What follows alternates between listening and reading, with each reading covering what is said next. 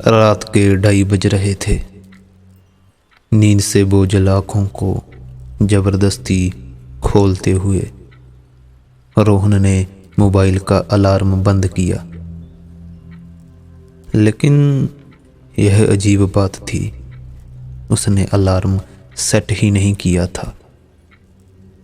Mobile screen पर एक notification चमक रहा था, अगर आज छतरी नहीं ली तो पछताओगे।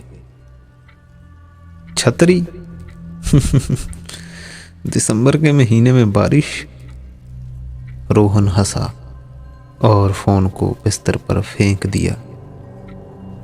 लेकिन अगले ही पल खिड़की पर तेज खड़खड़ाहट हुई।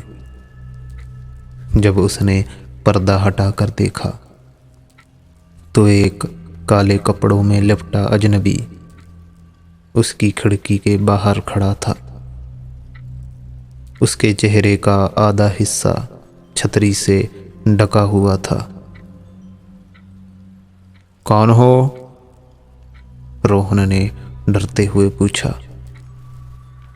अजनबी ने एक ठंडे गूंजते स्वर में कहा, छतरी ले लो वरना, और बिना किसी हलचल के गायब हो गया।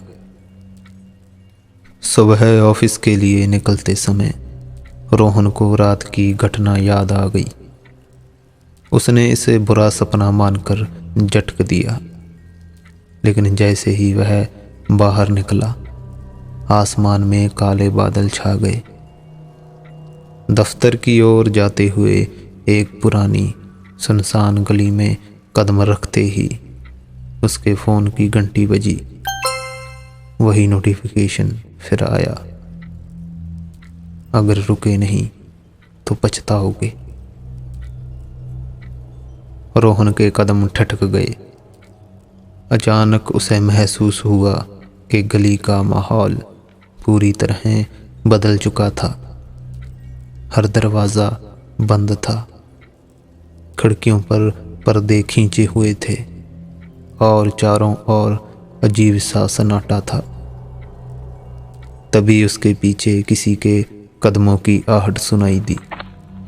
जब उसने मुड़कर देखा तो वहाँ कोई नहीं था, लेकिन जैसे ही उसने आगे बढ़ने की कोशिश की एक परछाई उसके सामने उभर आई। परछाई धीरे धीरे आकार लेने लगी और वही अजनबी दिखाई दिया। अजनबी के हाथ में काली छतरी थी जो अब खुली हुई थी। उसकी आवाज फिर गूंज उठी,